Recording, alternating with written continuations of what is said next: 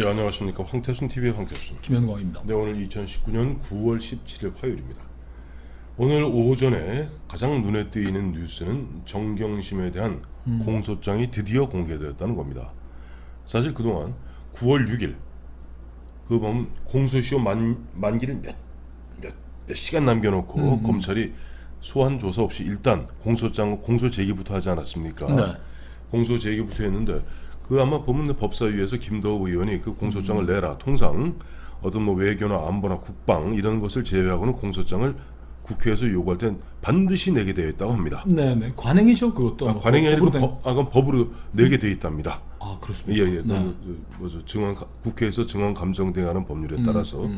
그런데 그것을 갖다가 검찰은 바로 보면은 그걸 법무부에 냈고. 11일 날. 네, 그럼 법무부에서 이것을 갖다가 국회에 보내야 되는데 뭐 그 사이에 물론 뭐 추석 연휴가 있긴 했습니다만 통상 하루 이틀 걸리는데 거의 일주일을 붙들고 있다가 오늘 오전에 어제 보면 각 언론에서 그 문제를 제기하고 나니까 뒤늦게 보면 공소장을 국회에 제출했고 그것이 공개됐습니다. 아, 이거 코미디인 게 네. 아, 조국 법무장관이 네. 자기 마누라 공소장을 국회에 넘기는 걸 최종 결정권자예요. 이런 걸 피하기 위해서 특검도 하고 저 장관직에 있으면 사임을 하고 하는 건데, 아니 이런 일이 벌어지는 이 코미디 같은 상황을 왜 21세기 대한민국 국민들이 이걸 견뎌야 되는 겁니까? 글쎄, 저도 잘 모르겠는데 이것뿐 아닙니다. 아마 아시겠습니다만 저 공보 준칙이라고 해서 그다음에 통상적으로 브리핑하지 않습니까? 검찰에서 수사가 국민적 관심이 있는 사항에 대해서는 브리핑하는 그것도 안 된다. 또 우리 흔히 잘 알고 있는 포토라인이라고 있죠. 네. 포토라인도 안 된다. 이것도 안 된다. 왜 하필이면은 조국 법무장관의 그 검찰 법무개혁이 그야말로 그 사이에 관행적으로 내려온 것을 갖다가 뭐 고친다 칩시다. 왜 자기 부인, 자기 마누라 때부터 그걸 갖다가 첫 적용합니까? 그러니 이것이 검찰의 수사방해라는 비난을 갖다가 면치 어렵죠. 검찰의 수사방해가 아니고 뭐 조국의 수사방해예요. 조국의. 아니 조국의 검찰 수사방해라는 그렇죠. 예, 그다음에 검찰이 언론 통제. 언론을 갖다가 보면 통제하면서 국민들의 알 권리를 갖다 제약하고 있습니다. 근데 그 공소장 내용 나왔죠. 네. 이게 다 공개됐습니다. 핵심은 뭡니까? 그 서울지방검찰청에서 네. 서울중앙지방법원에 이제 네. 재판을 하자 이렇게 하는 네, 거죠. 네, 네. 검찰이 이제 하면서 있는 공소장인데 딱 2페이지 분량입니다. 네, 네. 그 국회 제출용 제가 이게 후배들이 보내줘서 이제 네, 네. 받아봤는데 뭐 네. 간결한 내용입니다. 네. 피고인은 네. 정경심은 2011년 9월 1일경부터 A대학교 뭐 동양대학교 예. 교수로 재직하고 있고 네. 2011년 9월경부터 2015년 8월경까지 대학교 무슨 영어 뭐 교육센터 원장이죠.兼務하였다. 범죄 혐의는 클리어하게 명시되어 있습니다. 이게 역시 이 공소장이라는 게 팩트에 근거하고 있으니까 간결하고 힘이 있네요. 자, 이 범죄 동기는 이런 겁니다. 정경심은 딸의 인턴 경험 및 네. 상훈 등 외부 활동 등을 네. 주요 평가 요소로 하는 네. 특별 전형을 통하여 네. 국내 유명 대학원 등에 진학하는 데 도움을 주기 위해 네. 자신이 근무하는 동양대학교 총장 명의 표창장을 임의로 만들어 주기로 하였다. 네. 범행 동기죠. 네. 범행 사실도 육하원칙에서 기술이 되어 있습니다. 네. 피고인은 성명 불상자 등과 공모자가 있는 네. 겁니다. 2012년 9월 7일경 대학교에서 네. 위와 같은 목적을 수행하기 위해서 아무런 권한도 없이 네.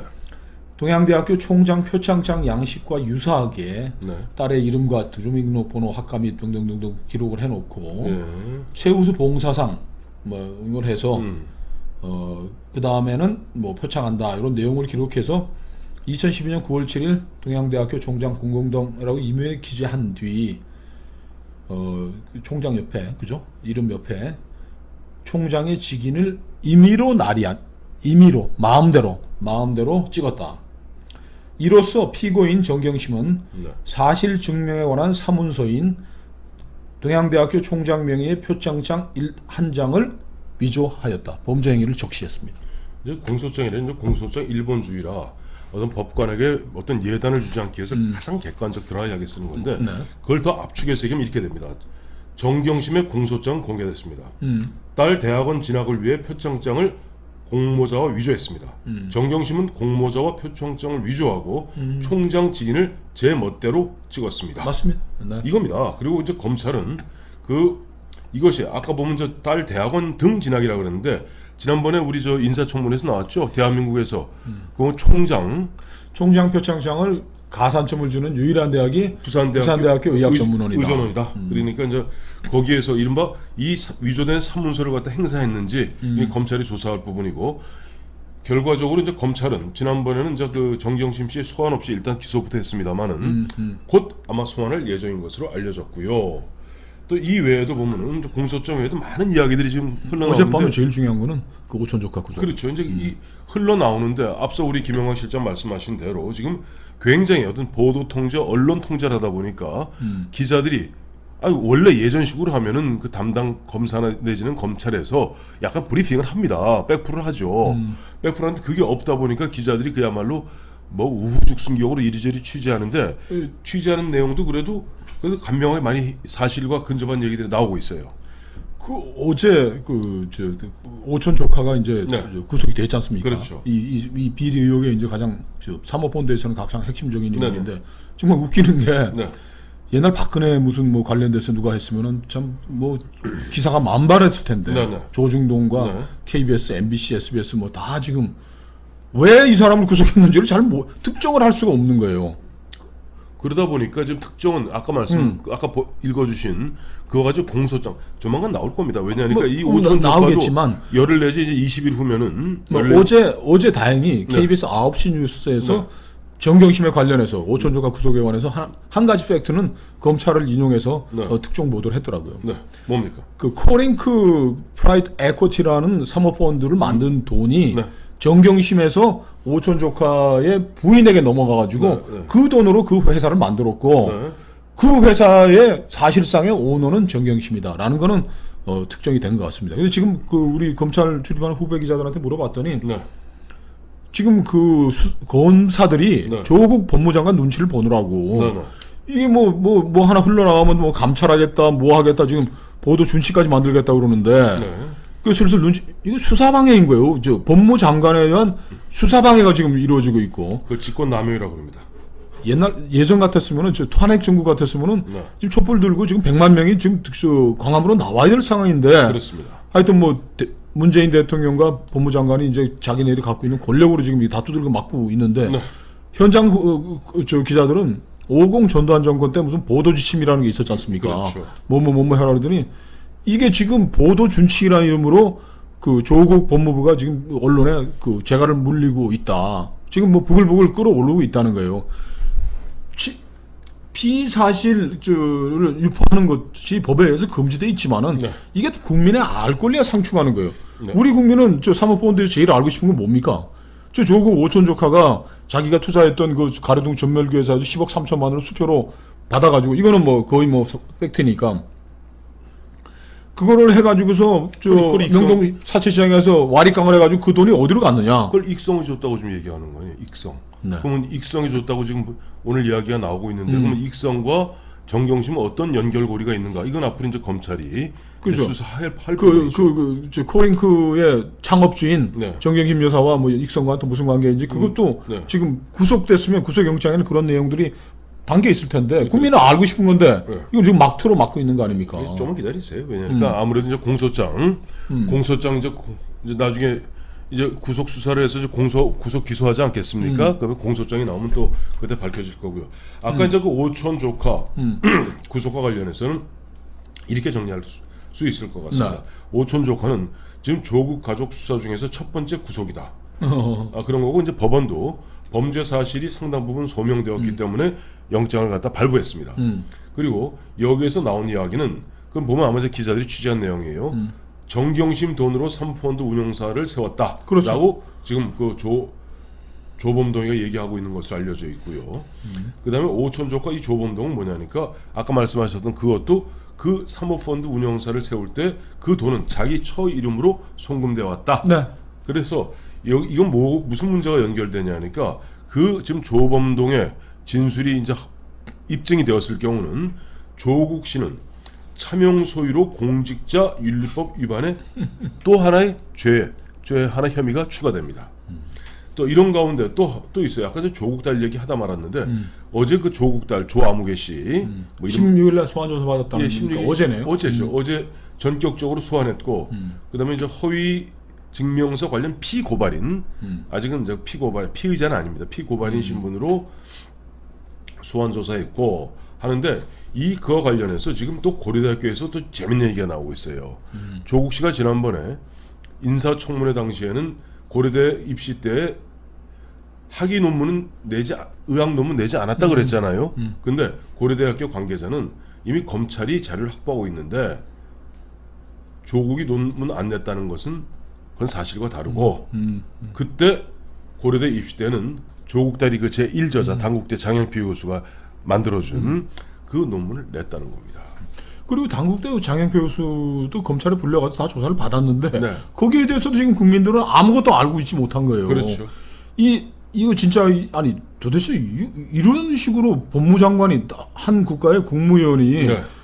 자기 가족과 뭐 오촌 조카와 아내의 범죄 행위를 이렇게 막 들어가가지고 검찰 수사에 들어가고 이렇게 하는 거를 이거 우리 사회가 왜 용납을 해야 되는 거죠? 난 참 걱정이다. 참 기가 막힌 이야기인데요. 뭐 정말 이러려고 법무장관 갔다가 하셨어요? 이러려고 촛불 드셨어요? 이러려고 법무장관 하셨어요? 네, 이러려고 법무장관 한 겁니다. 그렇지, 이러려고 한 거죠. 안 그러면 이거 갖다 뭐 하루 흔한 얘기로 검찰 실력이면 하루 이틀이면 다 해결할 문제를 갖다가 철저하게 법무부의 공권력을 악용하여 지금 수사를 방해하고 있는 것 아닌가 의심을 지울 수가 없어요. 근데 또 보면은 이 정경심이 또 재밌는 이야기들이 나오는 게 이번에 한투주건 있지 않습니까? 네. 한국투자증권. 네, 한국투자증권 정경심의 이전 재산 관리자. 한 5년간 했다고 그래요. 근데 보면 이번에 이 친구가 검찰에 임의로 제출한 이 하드 디스크가 3개랍니다. 그게 보니까 조국 거, 정경심 거 그리고 조국 아들 거로 지금 짐작되고 있어요. 그리고 또 하나는 이제 우리가 알고 있는 태블릿 PC 동양대에서 밖으로 반출했던 그건 도합 4개 하드 디스크를 갖다가 지금 검찰은 확보하고 있는데 여기에 보니까 정경심이 만약 이 재산 관리 증거 인멸을 갖다가 이 실토한 재산 관리인에게 대해서 재산 관리인 한투주건에 대해서 네가 어떻게 나를 배신할 수 있느냐 하는 그런 메시지를 갖다가 비밀 메시지 있지 않습니까? 그거를 엄청나게 보냈는데 이것 또한 검찰이 확보하고 있답니다.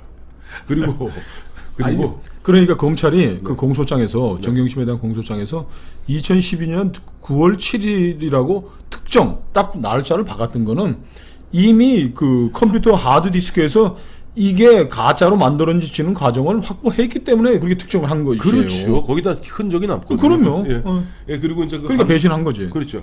한투주건은 그때 그래요. 그 나오기를 갖다 조국 씨를 갖다 그때 한참 그 하드 디스크를 다 교체하는데 보면 마주쳤다는 거 아니에요?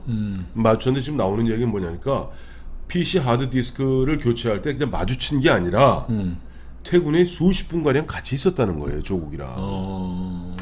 참 그러니. 아니 근데 저는 예전에 이런 얘기를 했잖아요.